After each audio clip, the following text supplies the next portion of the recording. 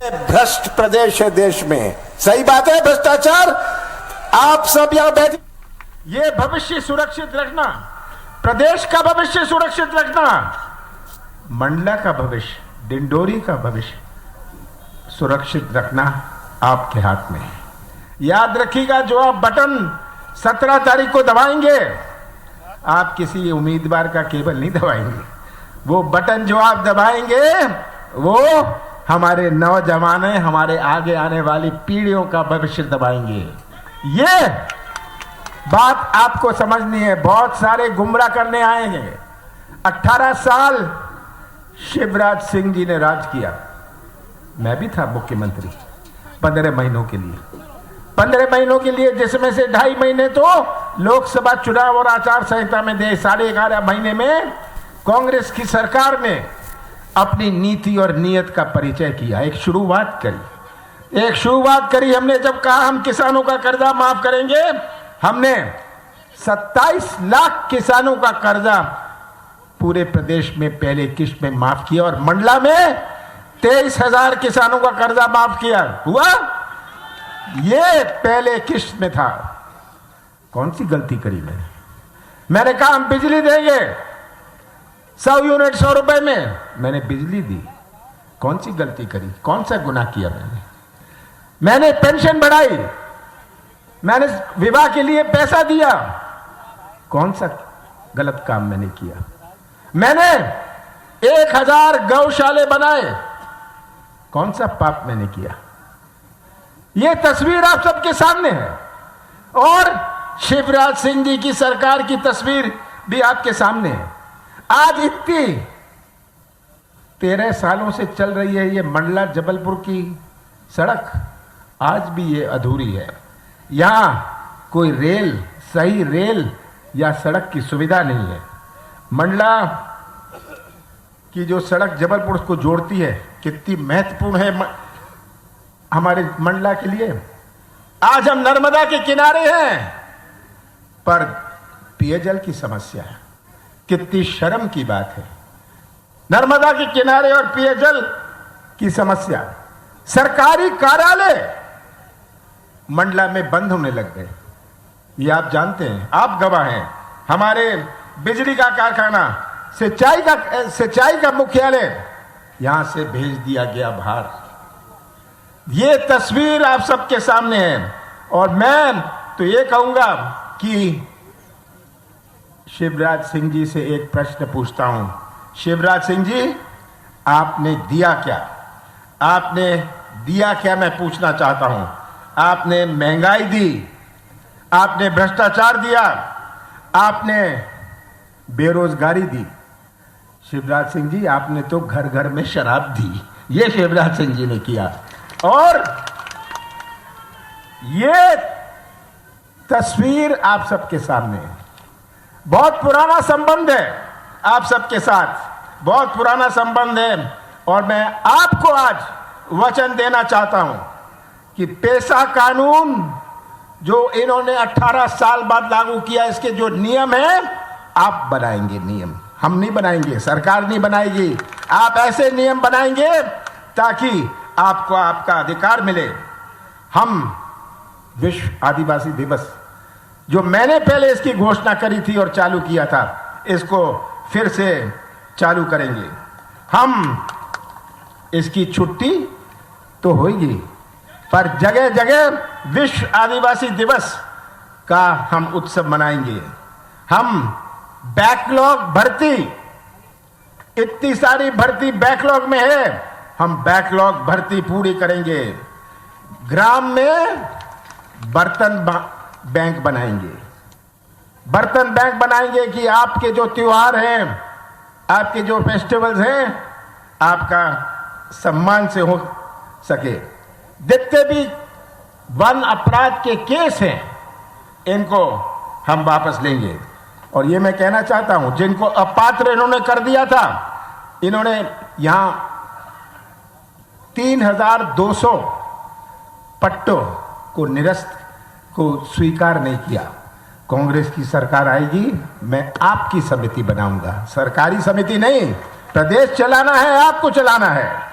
और और मैं नौजवानों से कहना चाहता हूं, सबसे बड़ी चुनौती हमारे मध्य प्रदेश में, सबसे बड़ी चुनौती हमारे मंडला डिंडोरी में हमारे नौजवानों का भविष्य है। अगर नौजवान जो मध्य प्रदेश का निर्माण करेंगे भविष्य में, अगर उनका भविष्य अंधेरे में रहा तो क्या निर्माण होगा? सबसे ज्यादा प्राथमिकता हम देंगे जो रिक्त पद है, जिनमें हमारे नौजवानों को रोजगार मिले। रोजगार हमारी पहली प्राथमिकता रहेगी।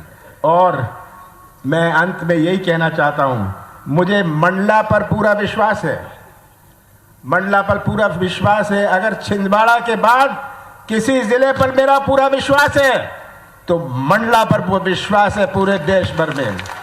मैंने इतना समय यहां काटा हुआ है, यहाँ के गांवों में मैंने धक्के खाए हुए हैं, तो आज वो सब यादें मेरे पास हैं।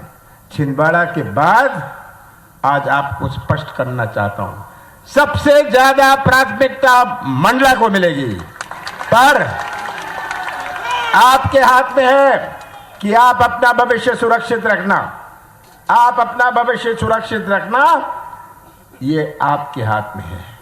और मुझे पूरा विश्वास है, दाएं मत देखिएगा, बाएं नहीं देखिएगा, ऊपर मत नीचे देखिएगा, नीचे मत देखिएगा, इन नौजवानों का चेहरा देखिएगा, इन माताओं बहनों का चेहरा देखिएगा और ऐसा फैसला करिएगा कि मंडला की सभी सीटों का झंडा हमारी विधानसभा में लहराएगा। आप सबका बहुत बहुत धन्यवाद। साथियों, आप सब बहुत बेसब्री के साथ इंतजार कर रहे हैं और हम सबको ये पता है, हमारी आदरणीय नेता श्रीमती प्रियंका गांधी जी को भी ये पता है कि आप बहुत दूर दूर के अंचलों से यहां पर आए हैं उनको सुनने के लिए, उनकी बात को सुनने के लिए, और उनको आवाज देने से पहले ये हम सबका फर्ज और कर्तव्य बनता है कि हम अपने मन के अंदर क्या है एक जयघोष लगा के उनके सामने प्रकट करेंगे। प्रियंका गांधी, प्रियंका गांधी। हम सबको संबोधित करने के लिए हमारी नेत्री श्रीमती प्रियंका गांधी जी आपके सामने। सबसे पहले तो मेरी बहनें, आपका इस सभा में बहुत बहुत स्वागत। मैं जानती हूँ दूर से आई हैं, गर्मी भी है, तो आपने खूब कष्ट किया मेरी बातों को सुनने के लिए, इसके लिए मैं आपको धन्यवाद देती हूँ और आपका यहाँ स्वागत करती हूँ। भाइयों, आप सबका भी इस सभा में बहुत बहुत स्वागत। श्री कमलनाथ जी, श्री सुरजेवाला जी, श्री सुरेश पचौरी जी, डॉक्टर गोविंद सिंह जी, अरुण यादव जी, ओमकार सिंह मार्कम जी, श्री कमलेश्वर पटेल जी, श्री नीलांशु चतुर्वेदी जी, श्री नारायण पट्टा जी, अशोक मस्कोले जी, राकेश तिवारी जी, हीना कानवरे जी, श्री जयवर्धन सिंह जी, आप सबका भी और सारे सभी नेतागण, सभी कार्यकर्तागण, सभी कांग्रेस के पदाधिकारीगण का इस सभा में बहुत बहुत स्वागत। एक बार मेरे साथ बोलिए, हर हर नर्मदे, जय बड़ा देव जी, जय सेवा और जय जौहर। ये महाकौशल की भूमि है, आदिवासी संस्कृति, आप सबकी संस्कृति का ये आंगन है। इस धरती को मेरा बहुत बहुत प्रणाम। क्रांति दूत शंकर शाह जी, श्री रघुनाथ शाह जी, श्री हृदय शाह जी, श्री दलपत शाह जी, श्री टंटिया मामा जी, रानी दुर्गावती जी, रानी अहिल्याबाई जी, अवंतीबाई लोधी जी और रानी फूल कुंवर जी को मेरा नमन। ये एक ऐसी धरती है जहां इतने सारे वीर, इतने सारे महापुरुष रहे हैं। यहाँ आपकी एक बहुत खास संस्कृति है। आते वक्त मैं सोच रही थी कितनी सुंदर, प्राचीन और अनूठी संस्कृति है आपकी। मुझे याद है मेरी दादी जी इंदिरा जी कहती थी कि दुनिया से सबसे बढ़िया संस्कृति है, क्योंकि इसमें आपको प्रकृति से प्रेम सिखाया जाता है, आपको प्रकृति की सुरक्षा करना सिखाया जाता है, प्रकृति की पूजा करना सिखाया जाता है और प्रकृति पर निर्भर आप एक सादा जीवन जीते हैं, अथक मेहनत करते हैं, परिश्रम करते हैं, कर्मठता के आपके असूल हैं और पारंपरिक हुनर और कौशल के सहारे आप अपना जीवन चलाते हैं। साथ साथ प्रकृति को आप समृद्ध रखते हैं और मजबूत रखते हैं। देखिए, मैं अभी मणिया चौगान में गई थी, वहाँ पे मैंने पहली बार देखा ऐसी जगह को और आप सबकी श्रद्धा उस जगह से जुड़ी है, वहाँ पे आपकी आस्था जुड़ी है, आदिवासी आस्था के गौरव का केंद्र है। मैं वहाँ गई तो मुझे बताया गया कि जो आपकी पगड़ी है इससे आपका सम्मान जुड़ा हुआ है। मुझे बताया गया कि अगर कोई ऐसी बात होती है, मान लो किसी से ऋण ले लिया, चुका नहीं पा रहे हैं, तो आप पगड़ी रख के जाते हैं। तो ये बात मेरे मन में आई कि जब हम यहाँ चुनाव के समय आते हैं और हम आप सबसे बड़े बड़े वादे करके जाते हैं और कहते हैं कि हम ये करेंगे, घोषणाएं करते हैं, तो एक तरह से हम अपनी पगड़ी आपके सामने रखते हैं।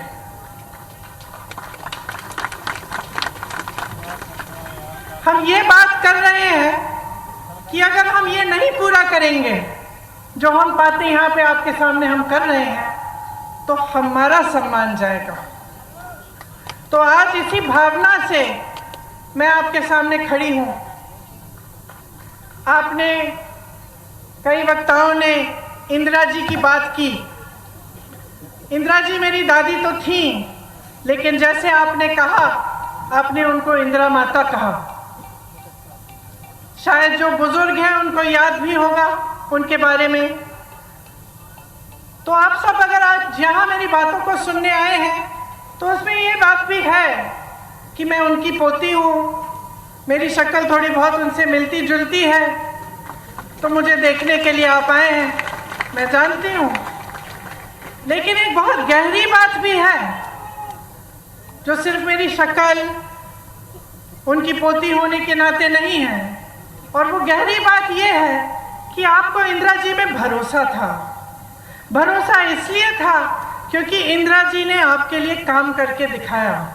आप उनको माता कहते थे तो इसलिए कहते थे कि आपकी श्रद्धा उनसे भी जुड़ी हुई थी। और मेरे लिए ये एक बहुत बड़ी जिम्मेदारी है, एक बहुत बड़ी जिम्मेदारी है कि आज मैं यहाँ आपके सामने खड़ी हूँ। आपने मेरी दादी जी को माता जी माना, और मैं यहाँ खड़े होकर आपके सामने कुछ बातें कर रही हूँ। तो ये मेरी जिम्मेदारी बनती है कि मैं जो बात कहूँ आपसे वो सच बात हो, वो सही बात हो, और वो आपके लिए ही बात हो, जो आपको आगे बढ़ा पाए, और जो काम इंदिरा जी ने शुरू किया था उसको आगे बढ़ाने वाली बात हो। आपको याद होगा कि इंदिरा जी ने आपको पट्टे दिलवाए थे, याद है कि नहीं? याद है। किस भावना से दिलवाए? इसी भावना से दिलवाए कि ये आपकी जमीन है, ये आपका सम्मान है, ये आपसे जुड़ी हुई बातें हैं, और आपको पूरी तरह से की शक्ति आपके हाथों में मिलनी चाहिए।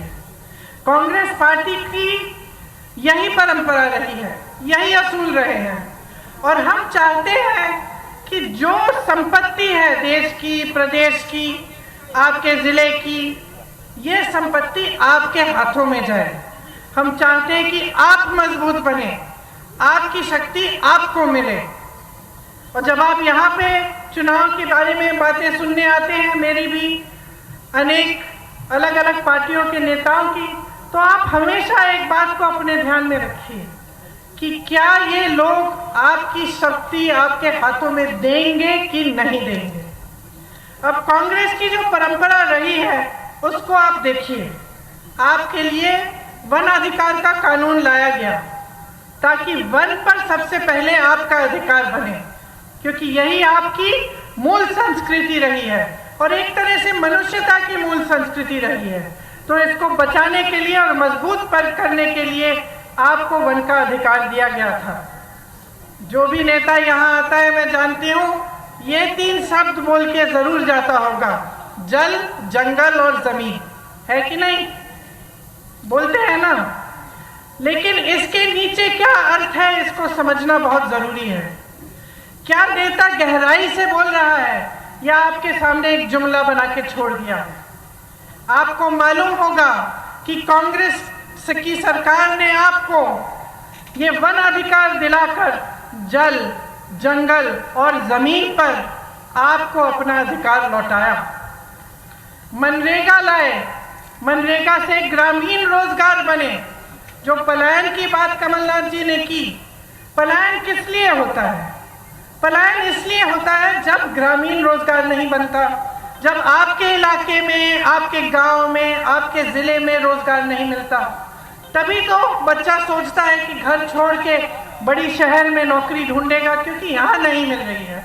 तो मनरेगा किस लिए बनाया गया था? आपको मजबूत बनाने के लिए, ताकि आपको रोजगार गांव में मिले, ताकि आपको पलायन करना नहीं पड़े। आज पलायन बहुत बड़ी समस्या है यहाँ की। भोजन का अधिकार का कानून मिला आपको, इससे आपके बच्चों को जो भोजन का अधिकार है वो दिया गया कि सरकार की जिम्मेदारी बनती है कि आपको भोजन मिलना है। पंचायत व्यवस्था को कांग्रेस की सरकारों ने मजबूत किया। जो पैसा पंचायत को आना चाहिए था वो आया। पंचायत में जो निर्णय लेने चाहिए थे कि आपके यहाँ कुछ काम कराना है या कोई समस्या है उसको सुलझाने के लिए वो पंचायत में ही लिया जाए, ये कांग्रेस की सोच थी। इन सब चीजों से आपके हाथ मजबूत हुए। अब आप अगर देखें तो जितने भी अधिकार कांग्रेस ने आपको दिए और जो जो काम आपकी मजबूती के लिए किए, जब भाजपा आई तो एक एक करके ये अधिकार आपसे छीने गए। आज सरपंचों को की अधिकार में कटौती है, आप सब जानते होंगे। मनरेगा को लागू ही नहीं किया, पलायन और बढ़ गया है क्योंकि गांव में रोजगार नहीं मिल रहा है। आपकी जमीनें छीनी जा रही हैं, आपको उपज के सही दाम नहीं मिलते। आप विरोध करते हैं, प्रदर्शन करते हैं तो आपके ऊपर गोलियां बरसाई जाती हैं। वन का अधिकार ही खत्म कर दिया। कमलनाथ जी ने आपको पट्टे दिए थे, आपको याद होगा उस 15 महीनों के सरकार में उन्होंने आपको पट्टे दिलवाए और ये काम भी इन्होंने रोक दिया है भाजपा ने। तो देखिए आपका जो समाज है, मेरी बहनें बैठी हुई हैं, आपका जो समाज है इसके साथ बहुत अत्याचार हुआ है। आपने देखे होंगे इतने सारे जो वीडियो वायरल हुए हैं। देश में प्रदेश में सबसे ज्यादा बच्चियों को यहीं पे मध्य प्रदेश में यहीं पे गायब हो रही हैं। सबसे ज्यादा बच्चियां, 1.5 लाख बच्चियां और महिलाएं गायब हो गई हैं इनके राज्य में।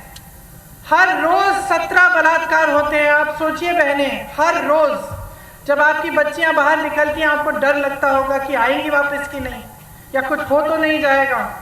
ये सरकार चल रही है। उज्जैन की घटना तो आपने देखी ही है। और आदिवासी जनों पर, आप पर जो अत्याचार बरसाए जा रहे हैं उनका अब कोई मुकाबला नहीं है। पूरे देश में मध्य प्रदेश उनमें नंबर 1 हो गया है। तो देखिए यहाँ की जो परिस्थितियां हैं वो मुश्किल होती चली जा रही हैं। आपको रोजगार नहीं मिल रहा है, आपको वन पर अधिकार नहीं मिल रहे हैं, यहाँ पे अत्याचार बढ़ रहे हैं, तो पलायन तो होगा ही ना। ये देखकर इतना दुख होता है कि ऐसे बड़े बड़े शहीदों की धरती पर यहाँ से लोग छोड़ के जा रहे हैं रोजगार लेने के लिए, और यहाँ पर रोजगार आपके लिए पैदा नहीं कर रहे हैं। 18 सालों से भाजपा की सरकार है, रोजगार के मौके नहीं बने। सिर्फ लूट में व्यस्त रहे हैं ये लोग। जिस तरफ आप देखें वहाँ घोटाला ही घोटाला, और जब चुनाव आता है आपका ध्यान भटकाया जाता है, धर्म की बातें हो जाती हैं और इधर उधर की बातें होती हैं जिससे आपके जज्बात जुड़े होते हैं। तो बहनों, आपको बहुत सतर्क रहना पड़ेगा, आपको समझना पड़ेगा कि इधर उधर की बातों से सिर्फ आपका ध्यान भटकाया जाता है। और सबसे ज़रूरी बात यह है कि यहाँ पर महंगाई कैसे कम होगी, आपके लिए रोजगार कैसे बनेगा, आपकी संस्कृति का बचाव कैसे होगा, और आप यहाँ पर विकास कैसे आएगा ताकि आप यहाँ पे आगे बढ़ पाएंगे। यहाँ पे तेंदुपत्ता के बहुत सारे मजदूर हैं, आप जानते ही हैं, मुझसे अच्छी तरह जानते हैं कि कितना शोषण हो रहा है। तेंदुपत्ता चुनने का काम करने वाले भाई बहन दिन भर काम करते हैं, सुबह निकलते हैं, शाम तक सूरज के ढलने तक तेंदुपत्ते को चुनते हैं, बहुत मेहनत करते हैं, एक एक पत्ती की गड्डी बनाते हैं, फिर उसे ले जाकर बेचते हैं। महिलाएं पत्ता बेचने जाती हैं और देर रात तक नहीं लौटती, लेकिन इन्हें क्या सही दाम मिल रहा है तेंदुपत्ता का? आप बताइए। तेंदुपत्ता बोनस में भी भ्रष्टाचार किया हुआ है, अभी तक नहीं मिला। किस किस को मिला है बोनस? तो मिलेगा कैसे जब भ्रष्टाचार किया है इसमें? आप सोचिए, हर जगह भ्रष्टाचार कर रहे हैं। आपकी महिलाएं जाके तेंदुपत्ता रोज उठ, तो ये जो है ये सोच है ना, इसी के बारे में आपको बताना चाहती हूँ। एक तरफ कांग्रेस की सोच, आपका सम्मान, आपकी संस्कृति, आपकी परंपराएं को आगे बढ़ाने वाली सोच, और उसके बारे में मैं और बताऊंगी आपको कि कैसे छत्तीसगढ़ जैसे प्रदेश में कैसे कैसे काम हो रहे हैं। और दूसरी तरफ भाजपा की सोच जो है कि जब आप सत्ता में कुछ नहीं करें, जनता को आगे बढ़ाने का काम नहीं करें, भ्रष्टाचार करते जाएं, जहां पे आपको मौका मिला वहां हाथ मार लिया, पैसे लूट लिए, काम नहीं किया। चुनाव आने का समय आया, 18 साल से जो आपने काम नहीं किया वो चुनाव के 18 दिन पहले आप शुरू कर लेते हैं। ये घोषणा करेंगे महिलाओं के लिए, आदिवासी जनों के लिए घोषणा करेंगे, कोई और घोषणा कर देंगे बच्चों के लिए, युवाओं के लिए। लेकिन जब आप 18 साल से आपकी सरकार है, जब आप सत्ता में हैं और आप थे, तो आपने क्यों नहीं किया ये काम? ये मैं पूछना चाहती हूँ। और मैं चाहती हूँ कि आप सबका ध्यान इसी तरफ आकर्षित हो। आपको आपके सम्मान की कमाई मिलनी चाहिए। ये जो इन्होंने चप्पल, जूते, छातों की बात की है ना, इसको बंद कराइए। देखिए, थोक में खरीदते हैं, आपको एक जोड़ी चप्पल पकड़ा देते हैं, आपका कौन सा साइज है नहीं है वो भी नहीं मालूम, ऐसे ही पकड़ा देते हैं और सोचते हैं कि ये चप्पल, ये जूते, ये छाते आपको पकड़ाने से आप चुप हो जाएंगे और अपना बोनस नहीं मांगेंगे। इतना भी आदर नहीं करते आपकी मेहनत का। ये आपकी मेहनत की कमाई है, आपका अधिकार है, आपको बोनस मिलना चाहिए और आपको तेंदुपत्ता का सही दाम मिलना चाहिए। अब मैंने छत्तीसगढ़ की बात की, मैंने छत्तीसगढ़ की इसलिए बात की, बहनों सुन लो, क्योंकि छत्तीसगढ़ में कांग्रेस की सरकार है। अभी अभी कुछ दिनों पहले मैं बस्तर गई थी, जहाँ पे आपकी तरह, यहाँ की तरह आदिवासी संस्कृति है, आदिवासी बहन भाई रहते हैं।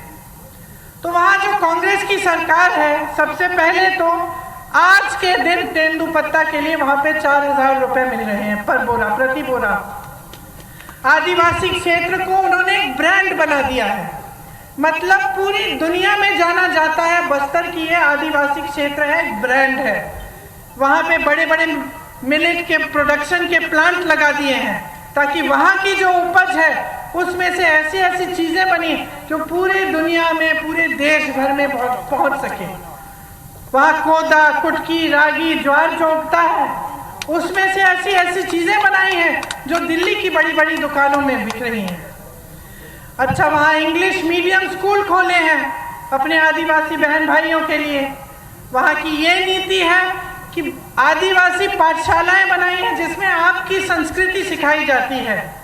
गौठान में रोजगार बनाए हैं ताकि जो मेरी बहनें हैं, मैं आपको बताना चाहती हूँ, जो काम कांग्रेस की सरकार ने छत्तीसगढ़ में किया, मैं गई थी काम को देखने के लिए। वहाँ मैं कुछ महिलाओं से मिली। वहाँ जो स्वयं सेवा समूह है उनके गौठान हैं, और मैंने पूछा कितना कमा रही हो बहन? पता है क्या जवाब मिला? 1 लाख से 6 लाख रुपए बहनें कमा रही हैं गौठान चला के। तो क्या आप नहीं चाहेंगे कि आपके प्रदेश में भी एक ऐसी सरकार आए जो आपको समझे और ये समझे कि आपकी ज़रूरतें क्या है?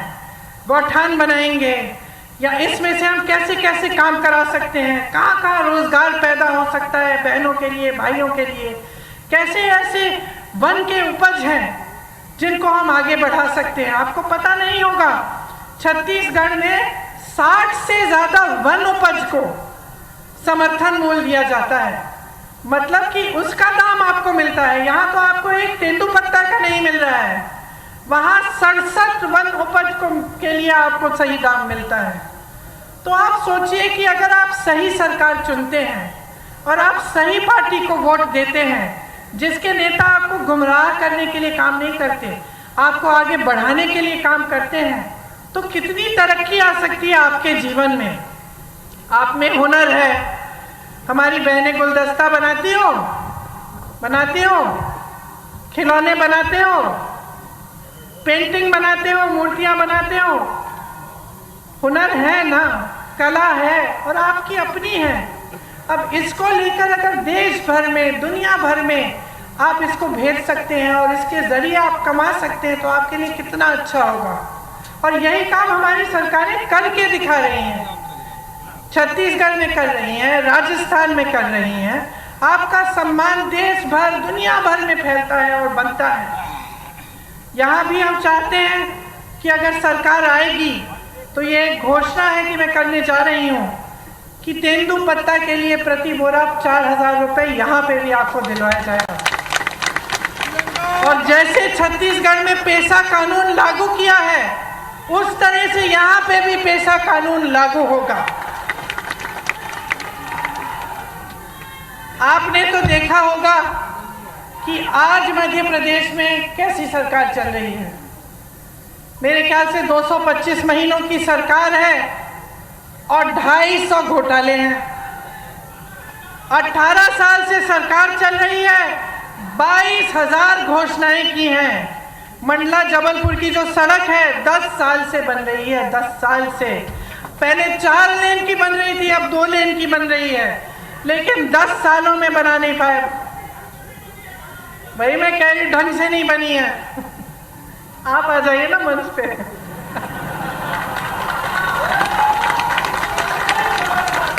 मुझे बताते रहिए। यहाँ की सड़क की तो ये स्थिति है कि गडकरी जी जो मंत्री हैं, जो सड़क बनवाते हैं, उनको आकर माफी मांगनी पड़ी आपके सामने। ये बात है, आप सोचिए। इतने सारे घोटाले, बच्चों के पोषण में घोटाला, मिड डे मील में घोटाला, सर्व शिक्षा अभियान में घोटाला, स्कॉलरशिप में घोटाला, भर्ती परीक्षाओं में घोटाला। तो बच्चों का भविष्य क्या है? आप बताइए बहन, आप ऐसे कर रही हैं, क्या भविष्य है? आप अपने बच्चों के लिए मेहनत करती हैं कि नहीं? मेहनत करती हैं, मेहनत से उनका पालन पोषण करती हैं। तमाम दुनिया भर की समस्याएं होती है, लेकिन माँ बाप क्या चाहते हैं कि बच्चों की परवरिश ठीक ढंग से हो, बच्चे आगे बढ़ें। लेकिन आपको अंधकार ही अंधकार दिख रहा है। जब आपके स्कूल में पोषण पर घोटाला हो रहा है, जब स्कॉलरशिप पे घोटाला है, जब भर्ती की परीक्षाओं में घोटाला है, तो बेचारा नौजवान करे क्या? स्कूल करता है, पढ़ाई करता है, अच्छे अच्छे अंक भी लाता है, आगे जाकर फीस भरता है, ट्यूशन करेगा, भर्ती परीक्षा के लिए तैयारी करेगा बेचारा। माँ बाप कभी कभी घर से बाहर भी भेज देते हैं, दूर कहीं पे ट्यूशन सेंटर में, किसी शहर के अंदर की, जा बेटा पढ़ ले, अच्छा भविष्य बनेगा। और फिर क्या होता है? उसमें घोटाला हो जाता है, हर स्तर पर घोटाला। तो बेचारा परीक्षा देता है, परीक्षा में पास भी हो जाता है लेकिन नियुक्ति नहीं होती, क्योंकि घोटाला हो जाता है, सब कुछ बंद हो जाता है। तो जब अगली पीढ़ी, आने वाली पीढ़ी के लिए भी कुछ भविष्य में दिख नहीं रहा है, उम्मीद ही नहीं रही, तो आगे कैसे बढ़ पाओगे? आपका विकास कैसे हो पाएगा? सबसे बड़ा व्यापम का जो घोटाला हुआ यहाँ, पता नहीं कितने लोग मर गए उसमें, किसी ने इंक्वायरी, जांच तक भी नहीं कराई, और वही सरकार चली जा रही है। मां नर्मदा पे घोटाला, महाकाल में